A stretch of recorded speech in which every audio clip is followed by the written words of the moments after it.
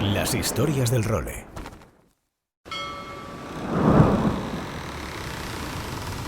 ¡Bienvenidos a bordo del Role! Una placentera travesía por los mares del podcast. ¡Zarpamos ya en busca de las mejores historias del mar! ¡A la caña, Nacho Gómez Zarzuela!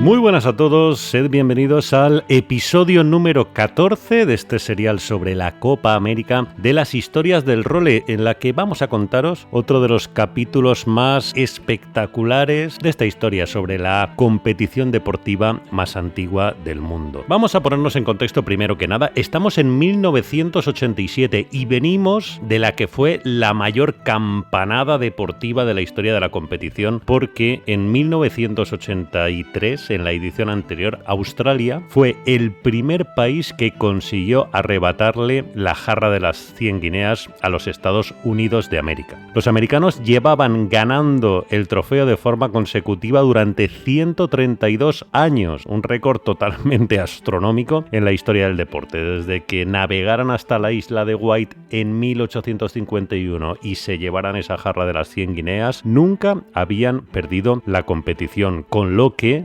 1987 era un año y una edición que estaban marcadas por esa brutal ansia de revancha que tenía Estados Unidos como país y concretamente Dennis Conner, el patrón norteamericano, que fue el primero que la perdió para los Estados Unidos. Además, a nivel deportivo, va a ser la última edición en la que se compita con los míticos barcos de la clase 12 metros, que llevaban 29 años en competición desde 1958, que se estaba compitiendo con estos 12 metros. Pues bien, en la siguiente edición, bueno, la del 88 fue un poco rara, ya os lo contaremos en el siguiente capítulo, pero en la edición de 1992 ya debutaría una nueva clase que nos acompañaría hasta la Copa América de Valencia.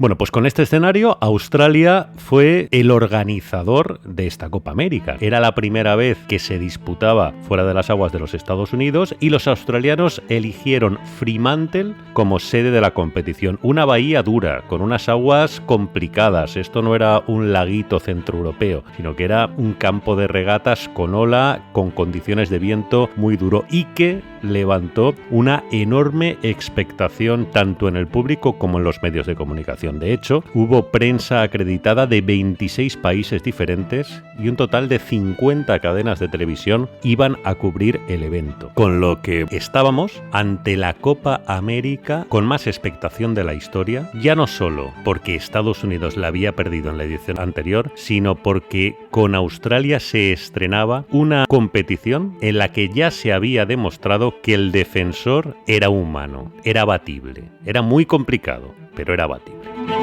Pues bien, vamos con los contendientes. En primer lugar, los defensores. Bueno, en principio el gran favorito para intentar retener la jarra de las 100 guineas debería haber sido el Australia 2 de Alan Bond, que después de haber hecho historia y haberse convertido en el primer país que le arrebataba a los americanos la jarra de las 100 guineas, pues bueno, dijo que se iba a presentar para intentar defender esa jarra. También avisó que iba a ser la última vez que lo intentara, que lo de 1983 había sido una locura de tal nivel que él simplemente con defenderla ya tenía suficiente. Iba a ser su último intento. De hecho, uno de los primeros errores que cometió fue, llevado por la euforia, enseñar la famosa quilla alada que le dio la victoria en 1983. Y eso desató una lucha tecnológica brutal entre todos los países y entre todos los propios barcos australianos que querían defender la jarra, porque al final ya sabían cuál era el elemento mágico que tenían que copiar si querían tener opciones de ganar el título. Pues bien, al final, todo este cóctel de hechos, es decir, el hecho de que Alan Bond ya supiera que fuera a ser su última copa y esos avances tecnológicos puestos a disposición del resto de rivales, hicieron que el Australia 2 de Bond perdiera la fase de defensores, que se la llevó el Kookaburra, otro nombre histórico en la historia de la vela, patroneado por Ian Murray. Una victoria además que no fue muy fácil, pero fue bastante cómoda, con lo que el Kookaburra fue el merecido defensor de la jarra de las 100 guineas por parte de Australia.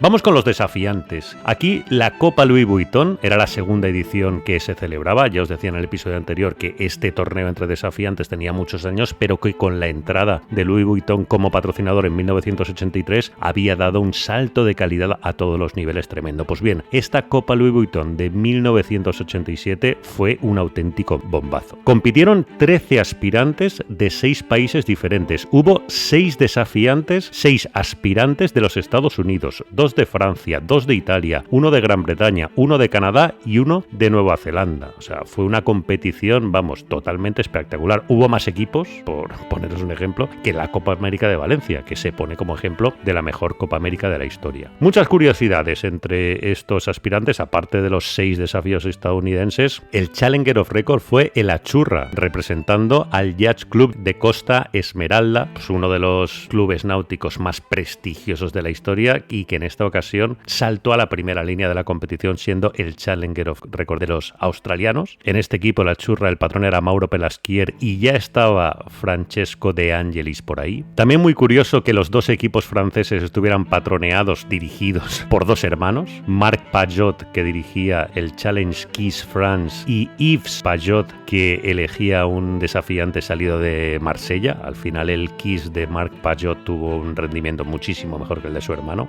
Y luego, sobre todo, llamó la atención por su espectacular rendimiento el equipo de Nueva Zelanda. Fue, de hecho, el primer barco de fibra de vidrio que competía en la historia de la Copa América. Se le llamó KZ7 y su armador, la fortuna que estaba detrás de este equipo, era la de otro nombre histórico de la historia de la competición como Michael Fay. Además, analizando la tripulación, vemos nombres que hoy en día se han convertido en auténticas leyendas de la navegación. El patrón era nada más y nada menos que Chris Dixon. Y los tripulantes, atentos a los nombres, porque son prácticamente el núcleo de la tripulación que posteriormente ganaría la Copa América con el New Zealand y protagonizaría el polémico traspaso a la Lingui de gran parte de ellos, nacionalización suiza incluida. Eran los tripulantes Brad Butterworth, Simon Dabney, Tony Ray, Kevin Shubridge, Warwick Fleury y Ross Halcrow. Ya digo, los grandes nombres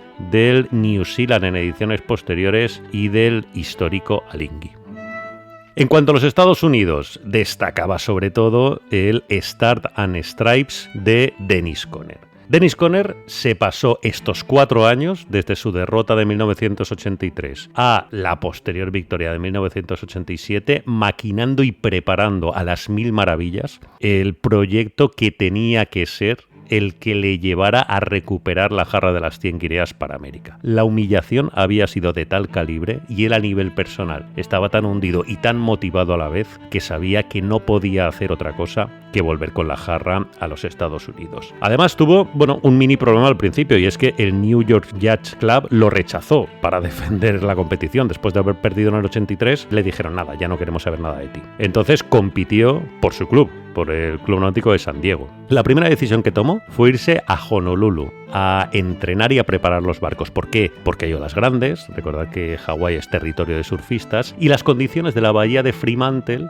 eran condiciones duras de viento y duras de ola, con lo que el escenario elegido para entrenar primero fue el más adecuado. Luego tuvo una ayuda importantísima de 2 de las empresas tecnológicas punteras de los Estados Unidos, Boeing, la firma de los aviones, y la NASA, que se dice pronto. Y además construyó 4 veleros para probarlos entre ellos y decidir cuál era el mejor.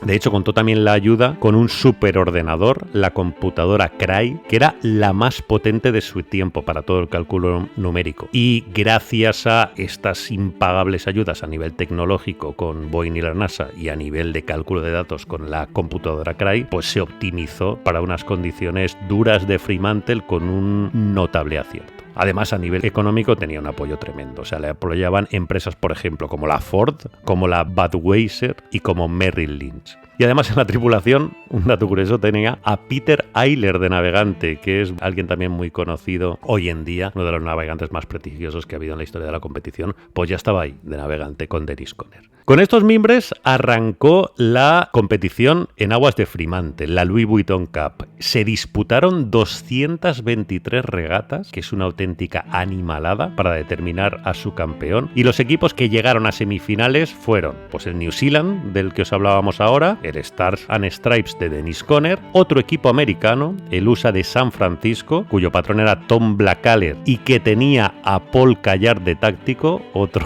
viejo conocido también de todos vosotros, de los aficionados a la vela, y el cuarto clasificado para las semifinales fue el French Kiss de Marc Pajot. Al final fueron avanzando rondas y en la final se impuso el Stars and Stripes de Dennis Conner por 4 bangas a 1 al New Zealand de Chris Dixon. Con estos mimbres llegó Dennis Conner a la gran final de la competición, a esa posibilidad de revancha con el equipo australiano del Kookaburra de Ian Murray esperándole, y desde un inicio Dennis Conner demostró que había llegado en las condiciones perfectas y con el barco perfecto. Conner, que ganó por 4-0 en un palizón brutal, la verdad, en el agua al equipo australiano, y que consiguió la machada de devolver la jarra de las 100 guineas a los Estados Unidos tan solo una edición después de haberla perdido. De todas maneras, esta edición tuvo unas consecuencias legales brutales. De hecho, el pollo que se montó posteriormente fue similar a lo que pasó aquí después de la Copa América de Valencia, e hizo que en 1988, es decir, tan solo un año después, ya se pusiera de nuevo en juego la Copa América, aunque con unas condiciones muy especiales. ¿Cómo fue? Esto nos lo vamos a dejar para el siguiente capítulo de este serial sobre la historia de la Copa América, de las historias del role.